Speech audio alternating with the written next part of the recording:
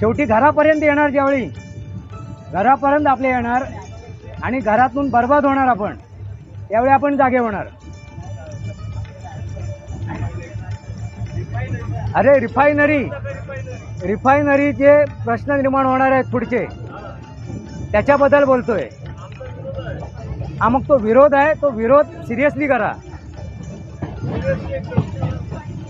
तो विरोध आपल्याला विरोध रिफायनरीला नाही आहे, पर्यावरणाचा ऱ्हास रोखण्यासाठी आहे.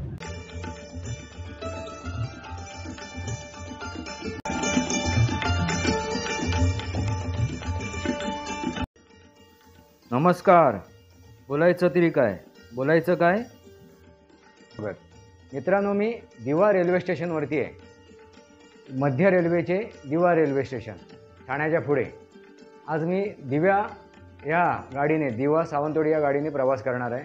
आणि तुम्हाला ह्यापूर्वी मी सांगितलेलं आहे की ह्या गाडीने मी प्रवास करण्याचा उद्देश काय माझा. आणि आज आवर्जून मी ह्या गाडीने प्रवास एवढ्यासाठी करतो आहे की ह्या गाडीमध्ये बहुसंख्य कोकणी माणूस भेटणार आहे आणि त्यांच्यासमोर मी माझे विषय मांडणार आहे, विषय ठेवणार आहे. कोणास कुठल्या विषयासंदर्भात, तर माझं स्वतःचं वैयक्तिक मी माझी स्वतःची ओळख करून देणार आहे. आणि दुसरी गोष्ट म्हणजे जे रिफायनरी आली आहे, कोकणामध्ये आणू घातली आहे आणि ज्याच्यामुळे की जे कोकणामधलं वैभव नष्ट होणार आहे, कोकणामधलं वैभव नष्ट होणार आहे, ते वैभव वाचवण्यासाठी ते कोणतं, तर पर्यावरण, सृष्टी हे नष्ट होणार आहे. ह्यासाठी, कारण ह्या प्रकल्पामुळे सृष्टी आणि पर्यावरण याचा ऱ्हास होणार आहे. आणि त्यासाठी अवेअरनेस, जागृत करण्यासाठी मी प्रवास कोकणातील लोकांपर्यंत मी माझे विचार पोचवतो आहे. या सृष्टीचा संदेश पोचवतो आहे. ते पर्यावरण आपलं संदेश माझ्यामार्फत तुमच्यापर्यंत पोचवत आहेत. तर कृपया करून ऐकून घ्या, समजून घ्या. काय म्हणते प्रकृती, काय म्हणते ही सृष्टी, काय म्हणते हे आदिमाता काय म्हणते, हे तुम्ही समजून घ्या. चला आपण आता ट्रेनमध्ये प्रवास करूया. बघा, रेल्वे पूर्ण खचाखच भरली आहे, पाय ठेवायला जागा नाही आहे. आणि अशा अवस्थेत मी या रेल्वेमधून प्रवास करणार आहे आणि माझे विषय मांडणार आहे, ठेवणार आहे. तुम्ही माझ्याबरोबर साथीने प्रवास करा. बघूया काय आपल्याला उमगते आणि काय साध्य होते. मित्रांनो, जरा लक्ष द्या इकडे, जरा एक मिनिट. सर्वांनी जरा लक्ष द्या. मला एक संदेश तुम्हाला सांगायचा आहे, एक विषय तुमच्यासमोर ठेवायचा आहे. आता आपण कोकणाकडे चाललो आहे. आता आपण कोकणाकडे प्रवास चालू केलेला आहे आपण. आणि जी सृष्टी सौंदर्य आहे, पर्यावरण आहे, त्याला आता धोका पोचला जातो आहे. जो आता पर्यावरणाला धोका पोचणार आहे रिफायनरीमुळे, तेल शुद्धीकरण हा जो प्रकल्प आणला जातो आहे, त्याच्यामुळे कोकणाला, ही सृष्टी आहे, हे पर्यावरण आहे, याला 100% धोका पोचणार आहे. कितीही कोणी म्हटलं तरी, कितीही कोणी त्याबद्दल सांगितलं, ग्रीन हा शब्द वापरला गेला आहे, पण कितीही प्रयत्न केला तरी 100% त्याचे परिणाम भोगावे लागणार आहे कोकणाला. आता उदाहरणार्थ मी बोलतोय, आतापर्यंत तुम्ही बघितलं कोकणाचा भाग आपण कुठपासून मोजतो कोकण. आता आपण फक्त 3 जिल्हे मोजतो, सिंधुदुर्ग, रत्नागिरी आणि रायगड. इथेच आपण पहिला चुकतोय. कोकण सुरू होते आता जो नवीन जिल्हा आहे ठाण्याचा, पालघर, ठाणा आणि मुंबई, मुंबईचा म्हणजे कुलाबा जिल्हा, हे 3 जिल्हे आपण विसरतोय. आणि काय अवस्था झाली आहे 3 जिल्ह्याची. ज्या जिल्ह्यांना आपण विसरतोय त्या जिल्ह्यांची जी काही अवस्था झाली आहे आपल्या डोळ्यासमोर आहे, प्रत्येकाच्या डोळ्यासमोर आहे. मग तिथला जो कोकणी माणूस आहे, ह्या जे 3 जिल्हे आहेत, पालघर, ठाणा आणि कुलाबा, या जिल्ह्यातील जी कोकणी माणसाची जी अवस्था झाली आहे, तो आता बाहेर फेकला गेला आहे.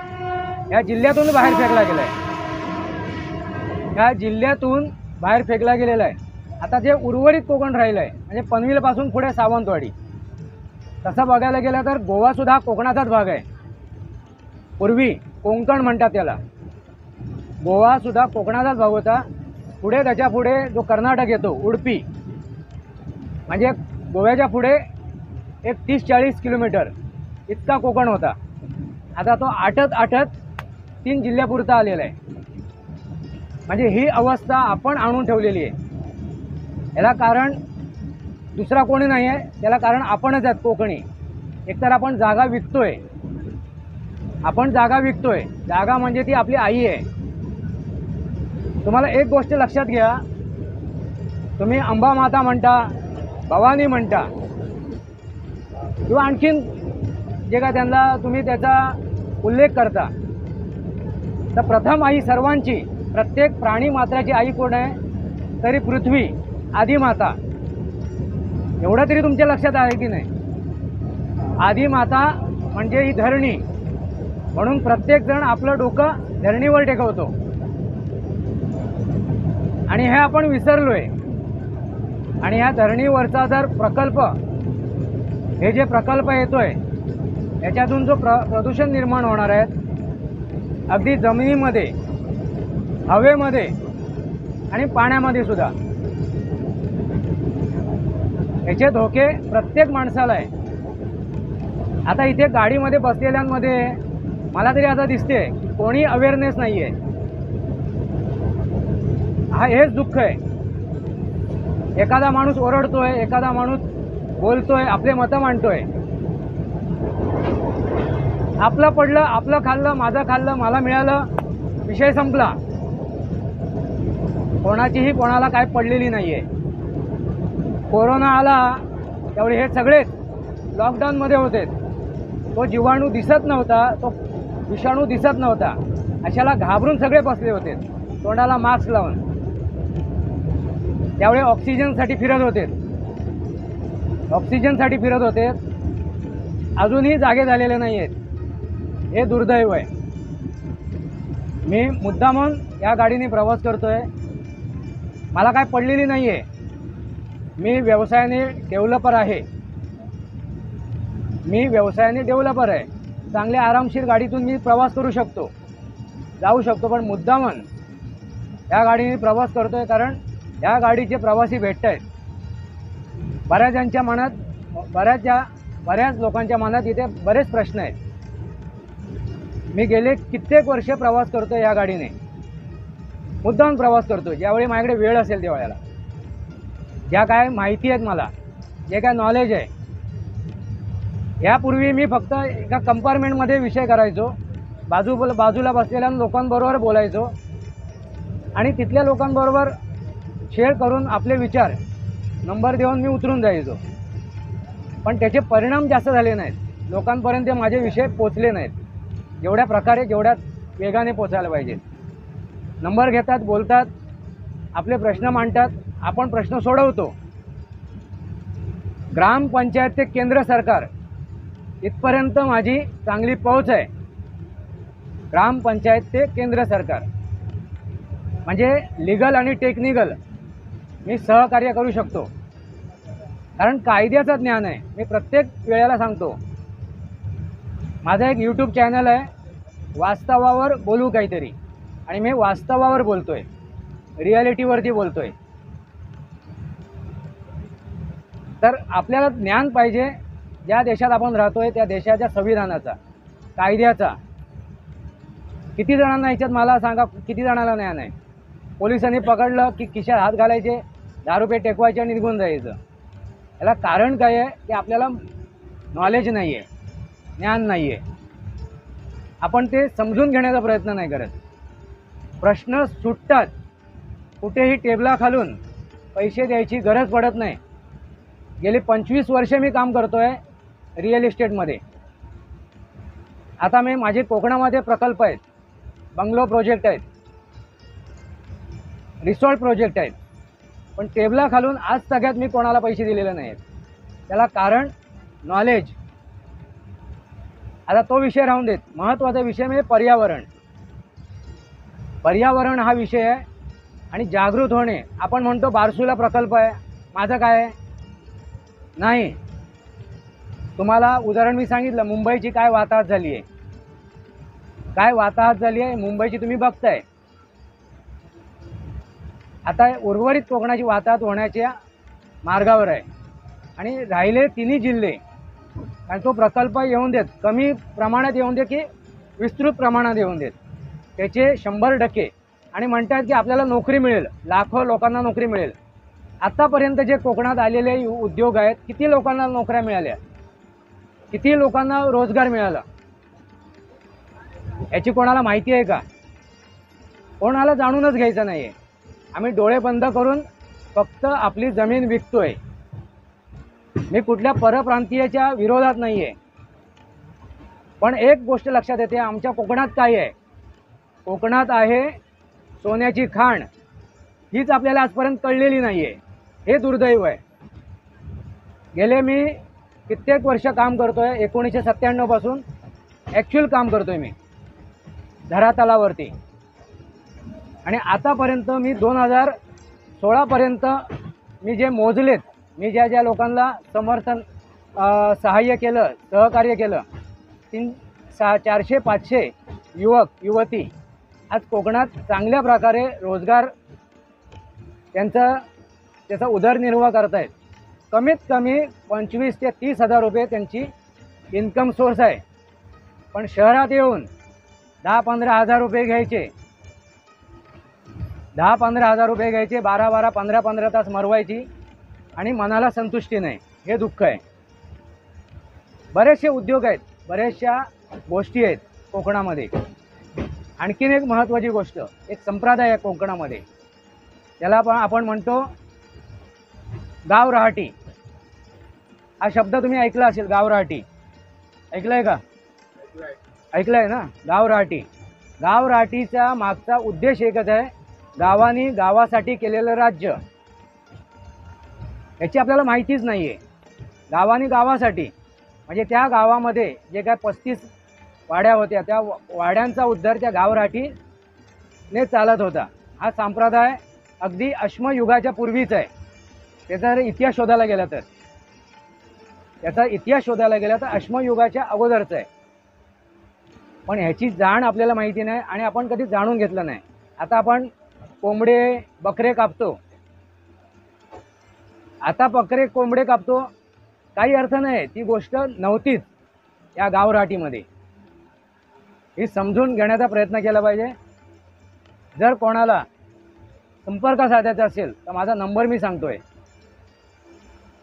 माझा नंबर मी देतोय. हवा असेल तर कॉल करू शकता. रोजगारासाठी म्हणा, आणखीन कोणत्याही गोष्टीसाठी म्हणा. 9323945328 9323945328. आणि प्रत्येकाने ह्या प्रकल्पाला विरोध केला पाहिजे. आपल्याला प्रकल्पाला विरोध नाही करायचा आहे, आपल्याला संवर्धन करायचं आहे पर्यावरणाचा, सृष्टीचा.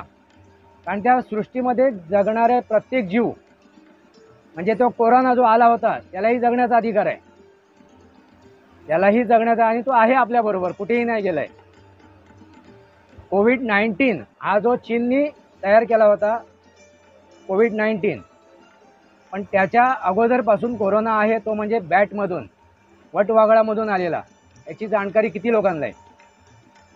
तो पूर्वीपासून होता, फक्त डिटेक्ट तो आता झाला. लक्षात आलं का?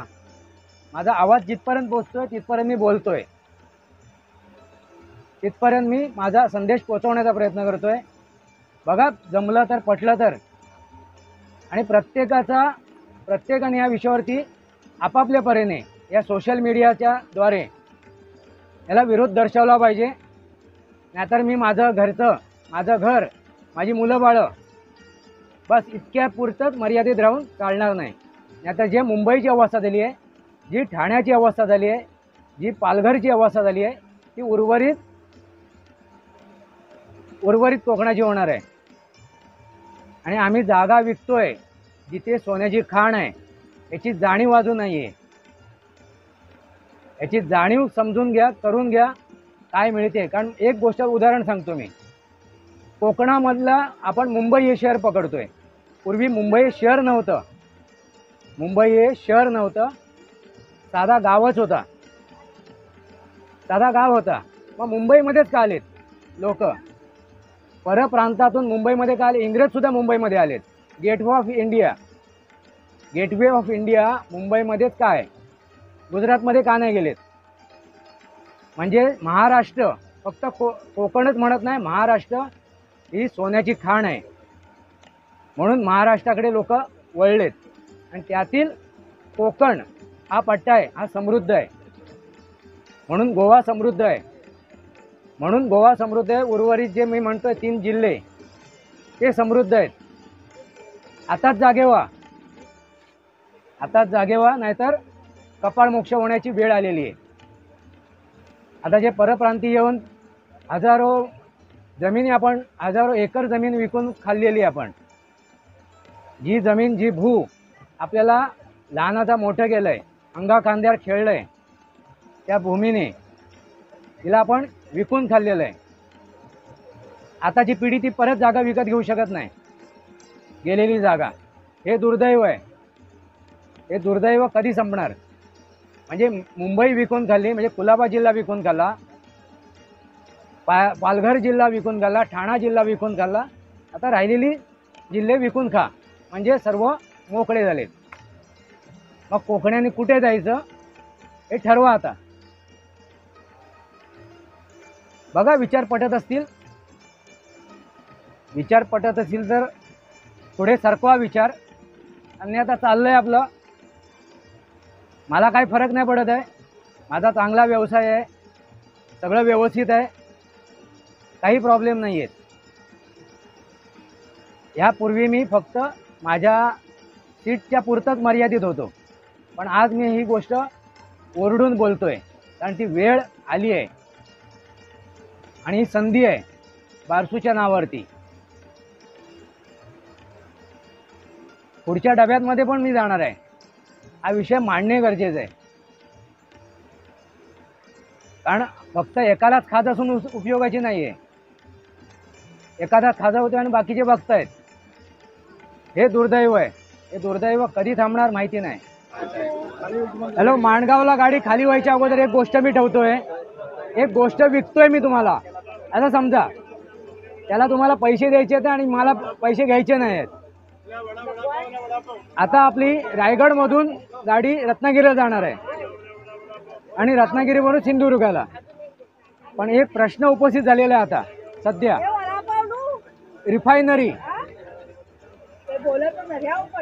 रिफायनरीचा एक प्रश्न उपस्थित झाला आहे. काय त्यांना जाऊन देत, त्यांना बाथरूमला जायचं आहे. पण आता सर्वांना अशी परिस्थिती आली आहे की सर्वांना बाथरूमला जावं लागेल. रिफायनरी जी आणली गेली आहे, कोणाला द्यायचं आहे पाणी?